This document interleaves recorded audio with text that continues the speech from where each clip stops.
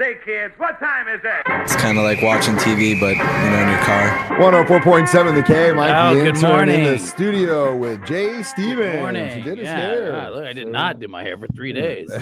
That's why it looks so God, good. it's really looking crazy. Dark Side of the Stream episode, what are we at, 121 this week? Into something more comfortable. This was Jay's pick, I believe. Which one was this? This was Untold. Oh, this Operation was Flagrant Foul. Yeah, good one. Oh, no. This was my pick. This was actually Jay's pick, but I didn't have anything, so I stole it from Jay, which I did do that. I do that because sometimes I just don't have any ideas. But as I mentioned, this is episode 121, Dark Side of the Stream.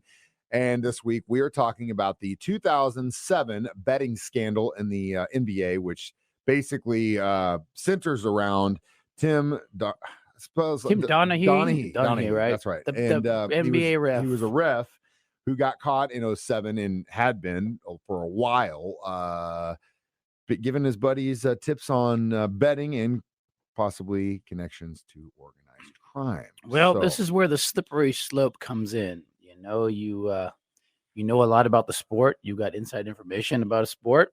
So the UFC is going through this right now. Like literally, the UFC's got a big scandal going. Referees with coaches. What do you mean? Like, tell me. It's a weird one. It's another slippery slope because a guy coaches fighters, and he also has a podcast giving out fight picks.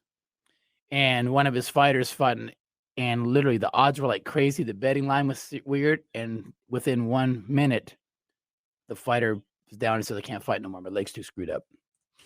He had inside information. They're saying that this guy's leg was screwed up, and he passed it along to his picks, and it's a slippery slope. God, that's even more messed up. I mean, the referees, it's definitely like you have this, you're supposed to be this way, and that's just the way it is. But your coaches, that's even more of kind of a, because it's almost you're like betting on against your guy. You know what I mean? Well, and it's almost like insider trading, like the government people do. They say, "Oh, we don't do that," but you 100% every do that. single elected official should not be allowed to. But they're going to tell somebody. So they say they can't trade. They're going to tell their cousin, "Hey," or their cousin's friend, "Buy this stock, and then we'll split the money in the end." I mean, it's unavoidable, man. You know? So you get the feeling, at least I do, especially in professional sports, when there's that much money on the line, you don't want to be like that guy where it's like, oh, this ref or that ref, and they do this and they do that. But like recently, Chafers for the Chiefs. I mean, there was a lot of stuff. Right? And again, I was wearing a tinfoil hat until I was reminded that when he wasn't officiating for the Chiefs are like 5-2. He throws flags like crazy, and it drives you nuts. But you look at the record. But then you look at, there were people that were looking at like how he was able to cover the dog, and right. I've seen you showed me a big rabbit hole of stuff on that. Right, that's interesting. Why does that always happen? Right. It could just be a coincidence. It could just be the way he throws, and that just how the game, because he throws his flag so much. But it's so easy just to say, well, they're fixing it. But here's the thing. Here's where the slippery slope, like the NBA ref, okay? I know a lot about this team. I know so-and-so's hurt. That's a little edge. But is that illegal? I think that's fine. That's just kind of knowledge. It's knowledge. But when it goes to the part of, well, if I call a few more fouls on this team in the end of the game, we can get the score closer, then you can manipulate the score. That's where I think it becomes illegal. So it is kind of a fine line. Knowing a lot about a sport, that shouldn't be a crime. If you study stats like crazy, you should be able to make money off that. But this guy kind of crossed the line. And then when you get involved with the mob, that line really gets crossed. Well, like I said, it really comes down to the faith that you have in the guys who are supposed to do their job by the book. And when something like this comes out, and I know it's been, 15 years or so, it's still like, it's probably still happening. Well, that's what this documentary starts to allude to, is that it's known that it goes on, and it's been swept under the rug by a lot of people, and he just took the fall. Well, the documentary is very telling, and you are right. One guy definitely took the fall after the FBI got involved, and that's what we're talking about, the Untold Flagrant Foul scandal. Dark Side of the Stream on 104.7 The Cave. Mike, the intern, Jay Stevens, back in the studio. Dark I side of the can't stream. do that right before we go on the air. He just episode- drops a bomb on me and makes me laugh over here. Man. 121, discussing Untold Operation Flagrant Foul. Now, this whole story broke when the New York Post reported that the FBI was investigating allegations that a NBA referee had bet on games. And this actually wasn't uncommon. Whenever this thing broke, and of course, they went in after this guy and they looked at what he had done, and he ended up getting what was like 3 years or something like that. No. It was 3 years supervised probation, 15 months in prison. Considering how much money he probably made, I think it was kind of a slap on the wrist. But they were saying after the NBA kind of did a internal investigation that there were a lot of referees that were engaged in several forms of betting. Now, it wasn't necessarily through sports books, but they had made bets in casinos a lot. About half of the NFL officials up until that point were betting. NBA. Well, half. NFL too, but yeah. But yeah, we're just focused on the NBA here. We can't talk about baseball or NFL because that's what this is. This was just talking about basketball. But half of the referees were betting. That's insane. This isn't like the 60s or 70s where that stuff would be on the side. You know, I'm sure it happened a lot. Pretty mainstream, but like we're talking about in an era where like this stuff is all on record. Everywhere you go, there's digital copies of everything that you do, and these guys were still feeling comfortable enough to do it. Well, half of the officials, man. I know. Well, but you're right. They focused on one guy, and that's because he had done it so, excuse the pun, flagrantly. Oh, good. That was good. It was like, this is like, yeah, these other guys are probably doing it on the slide, but they don't have enough to where we can go after this guy. They definitely went after this dude big time. Yeah. And because they could prove it. But yeah, it was, oh man, he did things as far as like used coded language to tip others about players' physical condition, like you mentioned with the like, fighting, what's happening now. Player referee relations, if these guys are cool with these dudes, because that happens all the time. He's specifically admitting to passing info about 2 games during the 06 and 07 season. In total, received over $30,000 to pass inside information. Well, yeah, I think he made way more than that. I don't think you're going to risk your career for $30,000.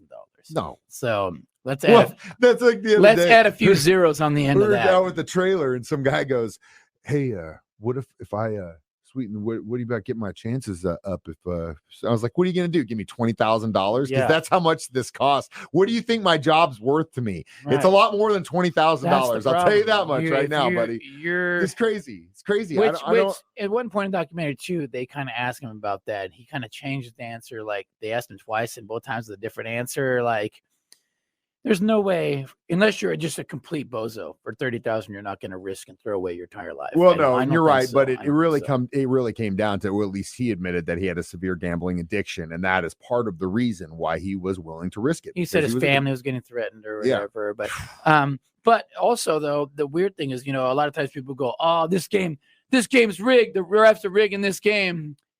He talks about possibly that does happen, and it's actually they want that to happen. They want the game to go 7 games. Yeah, he says they do sometimes want it to go 7 games. Hell yeah, the league wants them to go 7 games because there's more money involved. We'll talk more about that next. Dark Side of the Stream on 104.7 The K. Mike the intern, Jay Stevens back in the studio. It's Dark Side of the Stream episode 121, discussing Untold, the Operation Flagrant Foul scandal involving Tim Donahue. And so anyway, the FBI, they get a bunch of stuff on him. There are some congressmen involved on this thing because of, of course, betting and gambling and all this stuff. And at one point calling this one of the most damaging scandals in the history of American sports. What's crazy about this is I'm watching this, and it was 15 years ago, but no one talks about it anymore. You see how quickly it just disappeared? Yeah, and that goes back to what you were saying before we went to break, which was some of these leagues, they don't want to see a 3-4 game series. They want to see a full 7 game series. That brings it a lot more money, man. And so when you start to look at it like that in regards to basketball and, of course, baseball, most of the time, these series go 6-7 games. Yeah. And it makes you wonder. Yeah. Are the teams that good, or is there something else going on? I mean, it's just so many things but I mean, look at the you look at football games, even the most recent playoff games that we had. One flag, one call here and there, kind of can change the outcome. It literally can. Yeah. Now, and there's certain and that's things just one call can actually change the outcome. and you're absolutely right. And again, I always go back to one play doesn't make or change the game because Right. circumstances lead up to that situation, and those circumstances are based on your stuff. But that doesn't help. And again, football is different because we don't play series. There's no series. It's one and done. You're out. Like that's just the way it goes. But when you're talking about baseball and you're talking about NBA, there's so many different things that come into play.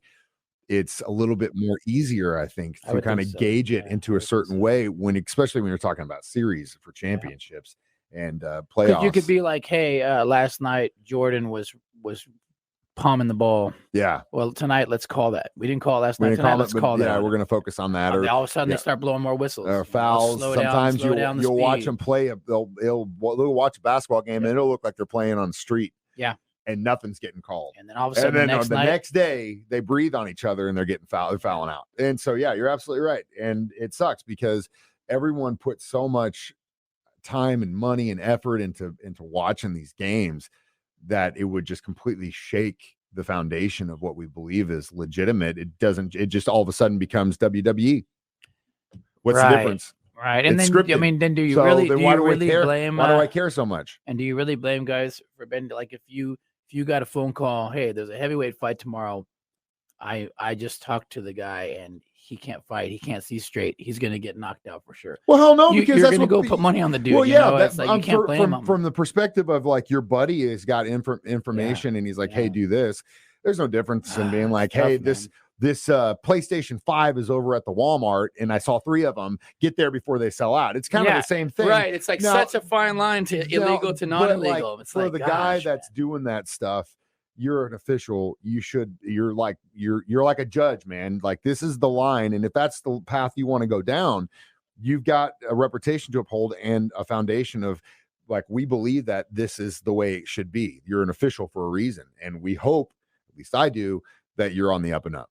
And you should be. And there are great officials out there. And it's just like state representatives and all these You would senators hope. and stuff, like with the stock Exactly. market. Like, Yeah, you would hope that they're doing you what they're look at supposed some to of do. these guys; they've got a better track record than anybody in the world at the stock market. Man, It just blows my mind, and it's sad, and hopefully it's not as rampant. money screws everything up, man. Yeah, it does. All right, we'll talk about our review next. Dark Side of the Stream on 104.7 The Cave. 104.7 The Cave. Mike, the intern, Jay Stevens, back in the studio one more time to discuss Untold, Operation Flagrant Foul on Netflix, which is a really good documentary. You should check out if you haven't already. Part of the 9-part Untold documentary series. Those have all been pretty good. Actually. Yeah, they almost all of them have been really, really good. And it's part of the part of the reason is the production company that's involved is really good.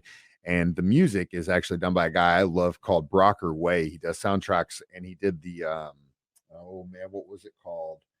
It was about the guru, the sex cult that we did, like one of the very first ones that we did. I actually bought the soundtrack. It was so damn good. But anyway, very cool documentary. I would definitely give it 3.5. Yeah, I'll go 4. I'll go 4. You go 4 on that one for sure. That was good. I thought it was amazing. I only got 4 because I shaved off a few points. I modified the score on the third period.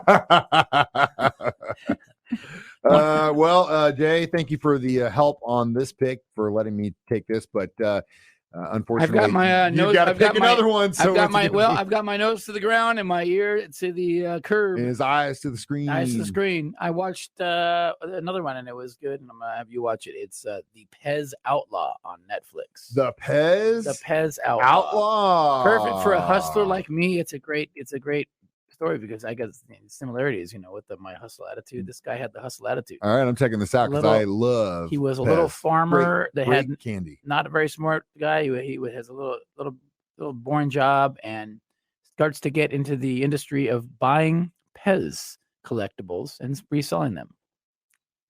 It's a hustle. I'm surprised you haven't tried that. I had some other hustles. I always have hustles. As always, you can stream these online, 1047thecave.com or on our 104.7 The Cave app. I am Mike the Intern. This is Jay Stevens reminding you, we watch movies, so you don't have to. It's Dark Side of the Stream on 104.7 The Cave.